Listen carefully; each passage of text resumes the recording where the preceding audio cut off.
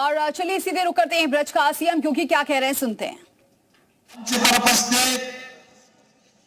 ब्रज तीर्थ विकास परिषद के उपाध्यक्ष श्री शैलजाकांत मिश्र जी और आज के इस विश्व प्रसिद्ध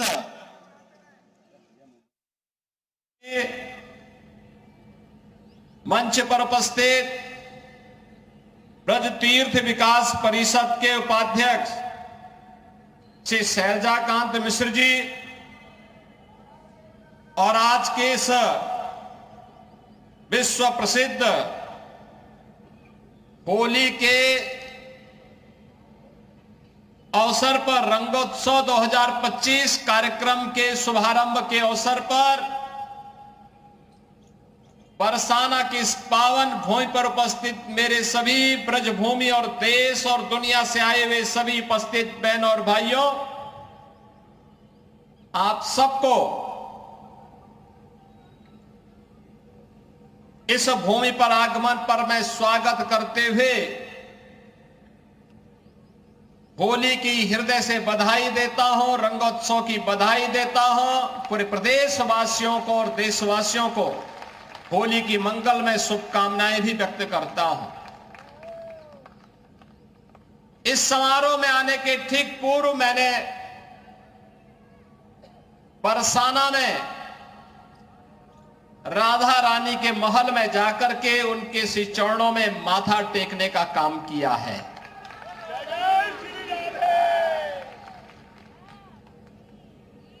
पांच 5000 वर्षों से भारत की सनातन संस्कृति को एक नई ऊर्जा के साथ ओतप्रोत करने वाली हमारी ये ब्रजभूमि, जिसके रज रज में, जिसके कण कण में श्री राधा और श्री कृष्ण के दर्शन, हमारे कृष्ण कन्हैया के दर्शन पूरा देशवासी, हर सनातन धर्मावलंबी करता है, उससे अभिभूत होता है। लोक मंगल की कामना के साथ कुछ कार्यक्रमों को आगे बढ़ा पाता है। और मेरा सौभाग्य है कि मुझे बार बार इस धरा पर आने का, नमन करने का अवसर प्राप्त होता रहता है। आज लड्डूमार होली है और कल विश्व प्रसिद्ध लठमार होली भी यहां पर होनी है। बहनों और भाइयों, कितना अद्भुत है हमारा सनातन धर्म। महाशिवरात्रि में लाखों लोग काशी में आए थे। 13 जनवरी से 26 फरवरी के बीच प्रयागराज में महाकुंभ का आयोजन हुआ है और महाकुंभ ने तो सारे रिकॉर्ड दुनिया के तोड़ डाले। सनातन धर्म की एकता का ऐसा अद्भुत, अविस्मरणीय, अकल्पनीय समागम दुनिया ने देखा है। जो जितना सनातन धर्म के खिलाफ बोलता था, जितनी अफवाह फैलाता था, जितना तर्कहीन तथ्यों को प्रस्तुत करता था, उतने ही बड़ी पैमाने पर सनातन धर्मावलंबियों ने कहा कि तुम्हारे तर्कों का हमारे लिए कोई महत्व नहीं है। हम तो जा रहे हैं अपने महाकुंभ में मां गंगा और मां यमुना, मां सरस्वती की त्रिवेणी के संगम में महास्नान के माध्यम से इस आयोजन में भागीदार बनने। सनातन धर्म का ऐसा अद्भुत क्षण दुर्लभतम क्षणों में से एक बन गया है। और इसकी सफलता के लिए मैं देश और दुनिया के सभी सनातन धर्मावलंबियों को, संस्थाओं को, पूज्य संतों को हृदय से मैं उनका अभिनंदन करता हूं, उनका आभार व्यक्त करता हूं। बहनों और भाइयों, यह उत्तर प्रदेश का सौभाग्य है कि भारत के 3 महत्वपूर्ण तीर्थ, जो भारत की सनातन एकता के प्रतीक है, देवादिदेव महादेव का पावन धाम काशी उत्तर प्रदेश में है। उत्तर से दक्षिण तक पूरे भारत को एकता के सूत्र में हजारों वर्ष पूर्व जोड़ने की आधार रखने वाले मर्यादा पुरुषोत्तम प्रभु श्री राम की पावन जन्मभूमि इसी उत्तर प्रदेश में अयोध्या धाम के रूप में है। और पूरब से पश्चिम तक पूरे भारत को एकता के सूत्र में जोड़ने वाले लीलाधारी हमारे कृष्ण कन्हैया की पावन जन्मभूमि भी उत्तर प्रदेश में है। उनकी जन्मभूमि भी है, उनकी लीला भूमि भी है। बहनों और भाइयों, आप देखें कितना अद्भुत संगम है।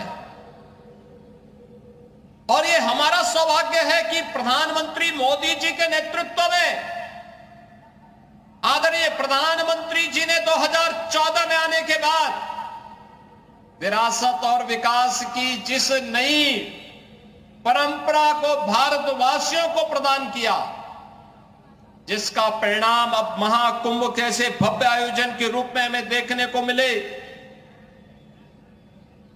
उस विरासत और विकास के अद्भुत छटा को हम लोगों ने महाकुंभ में भी देखा है, काशी में देखा है, अयोध्या में देखा है, विंध्यवासिनी धाम में देखा है, आज मुझे बरसाना में ब्रजभूमि में देखने को मिल रहा है। और इसीलिए मैं आज आपको कहने के लिए आया हूं। देखिए, पहली बार होली का आनंद लेने वाले जो होली के ही अवसर पर बरसाना आते हैं, उन्हें रोप वे की सुविधा भी यहां प्राप्त हो रही है। पहली बार आराम से वहां जाकर के आप दर्शन ले सकते हैं।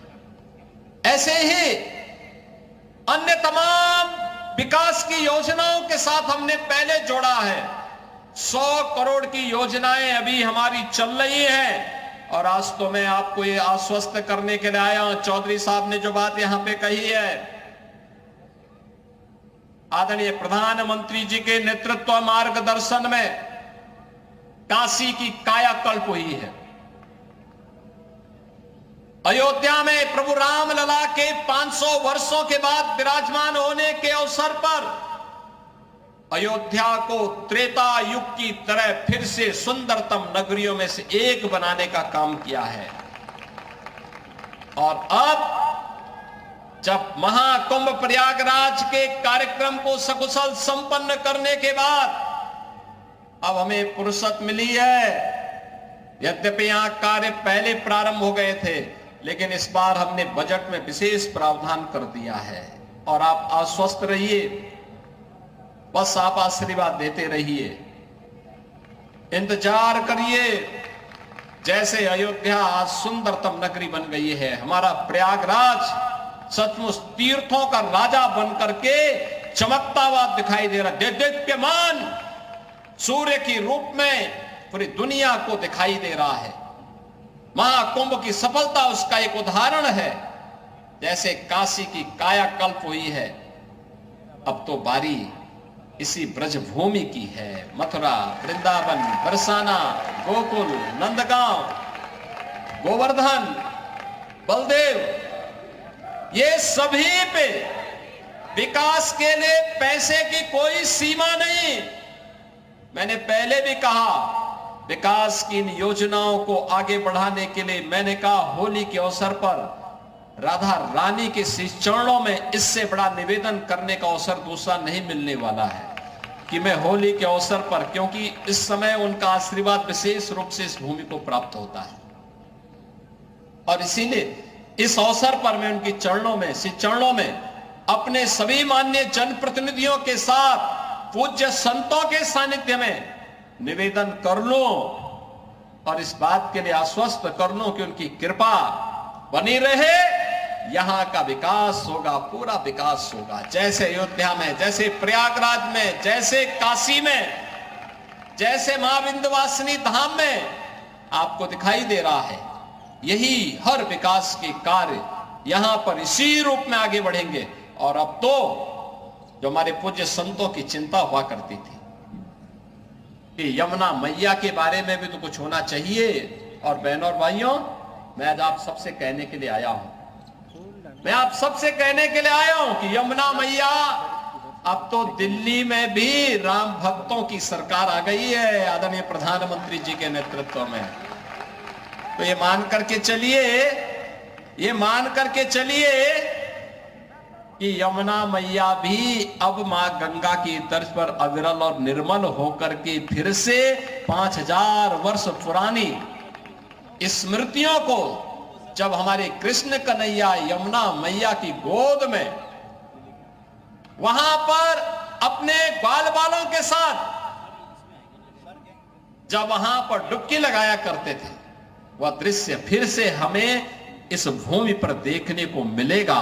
और यह दिन बहुत दूर अब नहीं रहा। और इसीलिए आज के इस अवसर पर आप सबको मैं होली की अपनी मंगल में शुभकामनाएं देता हूं, बधाई देता हूं। वैसे भी यहां के तीर्थ के बारे में यह मान्यता है कि बरसाना तो साक्षात ब्रह्मा जी का प्रतीक है। नंदगांव भगवान शिव शंकर है और गोवर्धन साक्षात विष्णु है। इन तीनों का संगम हमारी ब्रज भूमि में है। तो कौन ऐसा व्यक्ति होगा जो ब्रज भूमि के रज रज को अपने साथ जोड़ने का और अपने आप को उसके साथ आत्मसात करने का दुर्लभ आशीर्वाद से वंचित रहे। और हम लोग भी उस आशीर्वाद को लेने के लिए आज यहां पर आए हैं। आज के इस अवसर पर, आज जब पिछले कई दिनों से मैं सुन रहा था होली के आयोजनों के साथ अलग अलग जगहों पर अलग अलग कार्यक्रम चल रहे हैं, तो मैंने भी चौधरी साहब से कहा, यहां के माननीय जनप्रतिनिधियों से कहा, मैंने कहा मुझे भी चलना है, कोई तिथि बताइए। और मुझे प्रसन्नता है कि लड्डू मार होली के अवसर पर मुझे यहां पे दर्शन करने, आपके साथ संवाद करने, रंगोत्सव को आगे बढ़ाने के आयोजन के साथ जुड़ने का अवसर प्राप्त हुआ है। कल विश्व प्रसिद्ध लठमार होली है, कितना अद्भुत है। कोई बैर भाव नहीं, कोई किसी से शत्रुता नहीं। होली तो आपसी सद्भाव का त्योहार है, मेल भाव के साथ दूरियां को कम करने का त्योहार है, एकता के सूत्र में जोड़ने का जो संदेश महाकुंभ ने दिया है, होली उसकी पुष्टि करता है, उसको और मजबूती प्रदान करता है। खूब उत्साह के साथ, खूब उमंग के साथ सनातन परंपरा के सद्भाव को, सौहार्द को एक एक भारतीय तक पहुंचाने की आवश्यकता है। और आपको इस बात के लिए आश्वस्त करते हैं, बाकी तो चिंता ये डबल इंजन की सरकार करेगी, आपको चिंता करने की आवश्यकता नहीं। विकास के कार्यों की, अन्य कार्यों की, सुरक्षा है, विकास है, समृद्धि है, संस्कृति है, इन सब की चिंता सरकार करेगी। आप सब अपना आशीर्वाद बनाए रखिए। आप सबको होली की मंगल में शुभकामनाएं। या होली का पर्व आपके जीवन में इसी प्रकार से आनंद और उत्साह का संचार करे। राधा रानी से, यमुना मैया से और मां के बिहारी जी से यही प्रार्थना करते हुए मैं आप सबके प्रति, पूरे प्रदेश वासियों के प्रति अपनी शुभकामनाएं देता हूं। धन्यवाद। जय हिंद। वृंदावन बिहारी लाल की, राधे रानी की, यमुना मैया की। तो सीएम योगी को आप सुन रहे थे, आज संबोधित कर रहे थे और मथुरा के विकास के लिए कहीं भी पैसे की कोई कमी नहीं है, विकास लगातार किया जा रहा है और यमुना जी साफ होंगी, इसको लेकर भी उन्होंने कहा कि अब दिल्ली में भी बीजेपी की सरकार है, बहुत जल्दी जिसको लेकर बहुत बातें की जाती थी, अब यमुना जी भी साफ होंगी। और तमाम जो लोग वहां पर पहुंचे हैं उन्हें होली की शुभकामनाएं भी दी हैं। तो सीएम योगी का साफ संदेश है कि मथुरा विकास का केंद्र है और लगातार विकास किया जा रहा है। आगे भी विकास, मथुरा में विकास होता रहेगा, जिसके लिए कहीं भी कोई भी पैसे की कमी नहीं होने वाली है।